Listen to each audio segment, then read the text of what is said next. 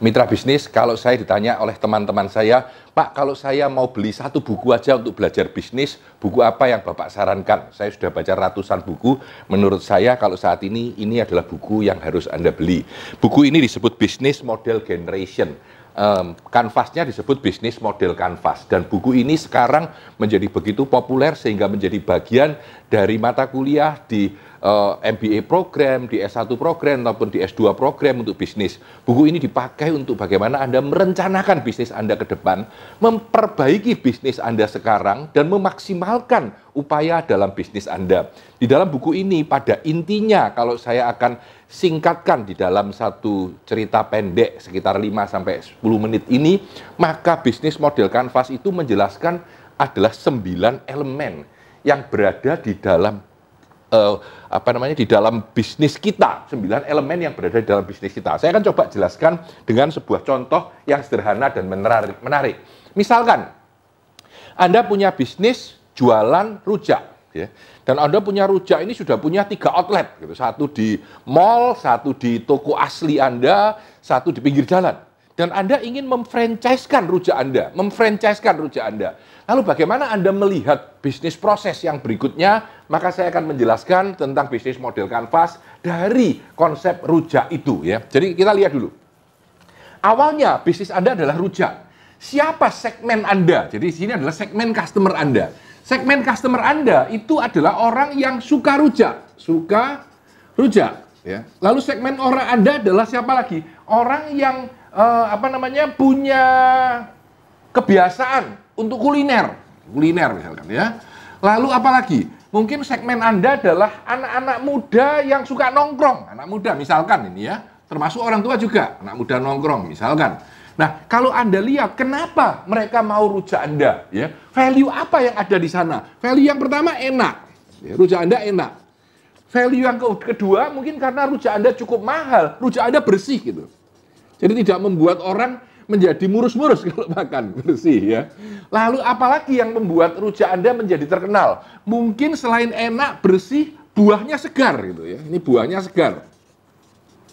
Nah, kalau Anda lihat, maka elemen value proposition, nilai yang Anda tawarkan kepada pelanggan Anda ini adalah nilai yang ditawarkan.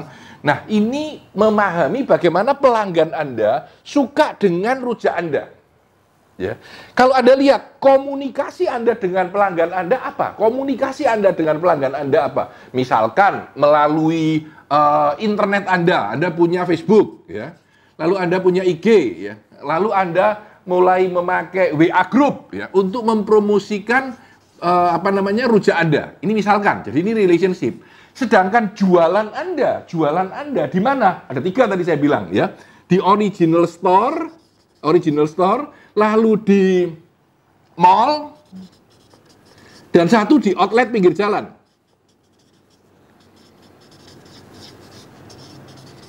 Nah, ini adalah channel Anda. Nah, hasil dari Anda menjual rujak ini, ya, kalau Anda lihat karena enak, bersih, buahnya segar, orang suka beli tempat Anda, ya, maka di outlet Anda mereka beli. Hasilnya apa? Penjualan. Jadi ini adalah rupiah yang dihasilkan, sales yang dihasilkan, ya. Nah, ini adalah model kita menghadapi pelanggan, ya. Tapi kalau Anda lihat di belakang, at the back of my office, di belakang office saya atau di belakang kantor saya atau di belakang outlet rujak saya, Anda akan melihat sebetulnya key asset atau key resource Anda apa? Apa yang membuat rujak Anda itu disukai orang? Mungkin adalah resep dari bumbunya, ya.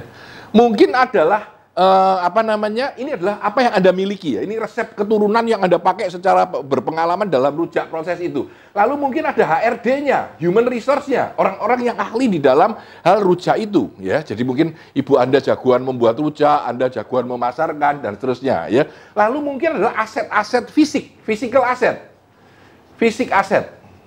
ya. Nah, kalau Anda lihat kegiatan Anda sehari-hari, itu apa kegiatan Anda? Jadi mungkin berjualan, lalu QC, quality control dari di sana, ya, lalu memantau dari operation, day-to-day operation. Ini adalah aktivitas. Dan kalau Anda lihat key resource, key partner Anda sebenarnya siapa? Mungkin penjual bahan baku, ya. Mungkin mall yang mau bekerja sama di tempat Anda, ya.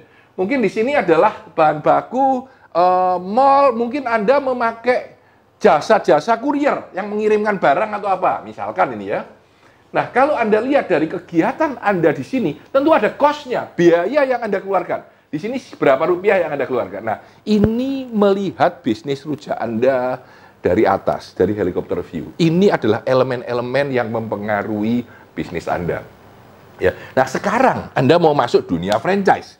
Ketika Anda mau masuk dunia franchise, kalau Anda lihat, apa yang terjadi dalam dunia franchise? Siapa yang mau memfranchise dari Anda?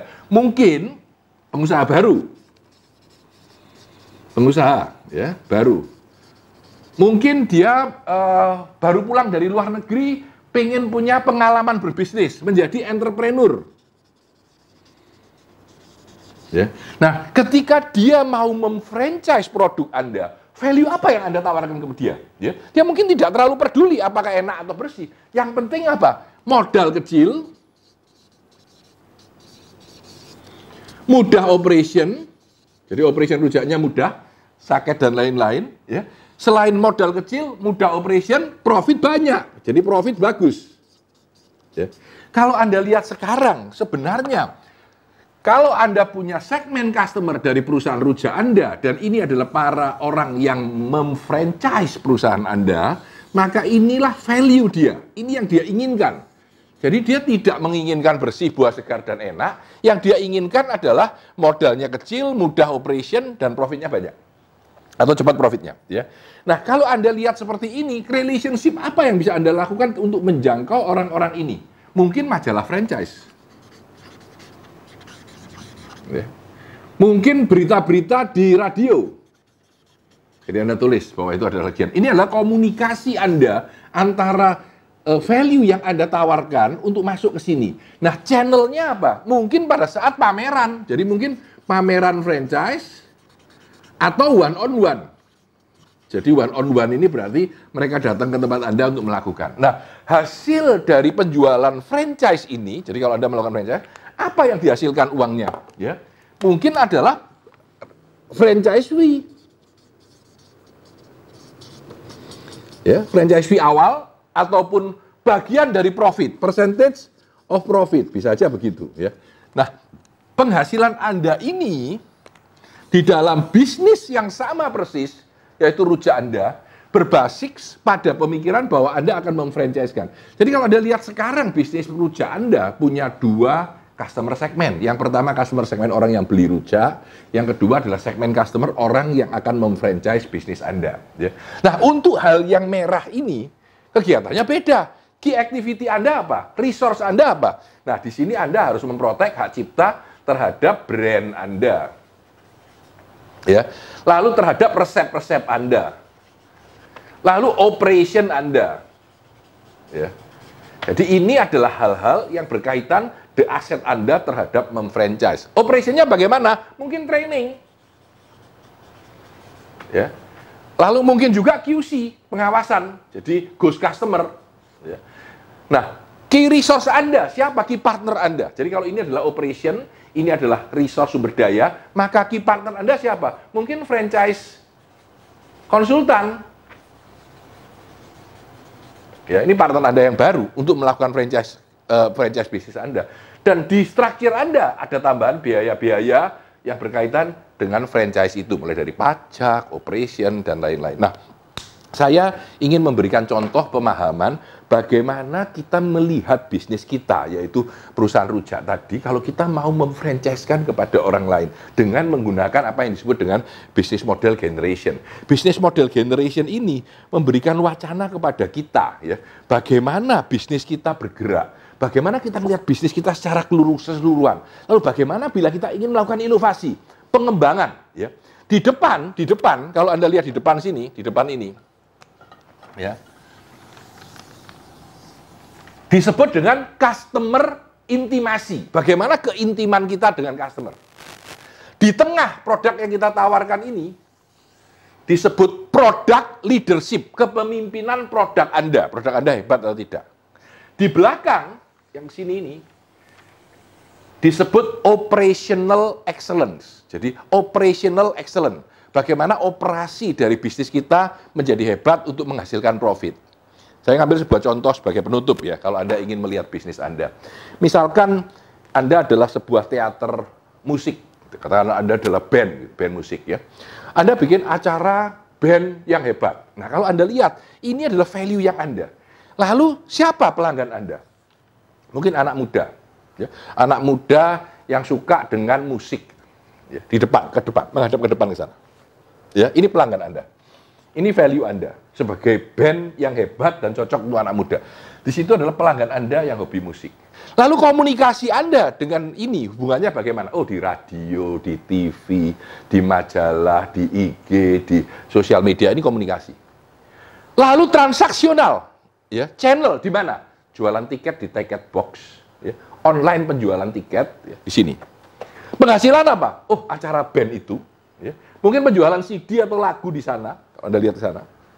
Nah, di belakang Anda ada apa? Kalau Anda lihat di belakang Anda, back end Anda, aset Anda apa? Musik, hak cipta, brand, fan base yang sudah terkenal. Ya, ini adalah aset Anda. Operation Anda, bikin lagu, latihan, lalu bikin acara. Ya. Partner Anda siapa? I.O. yang mengadakan itu, penjualan musik, penjualan tiket, dan itu menghasilkan, mempunyai biaya.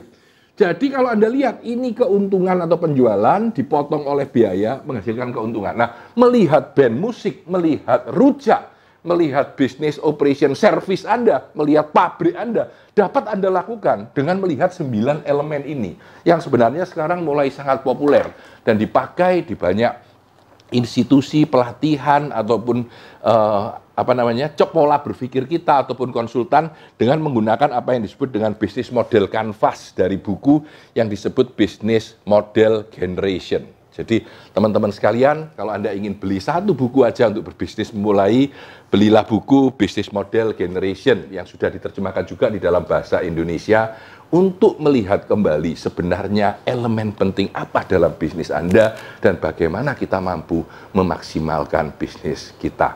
Saya Tanah Di Santoso dari Business Wisdom Institute, sukses selalu untuk Anda.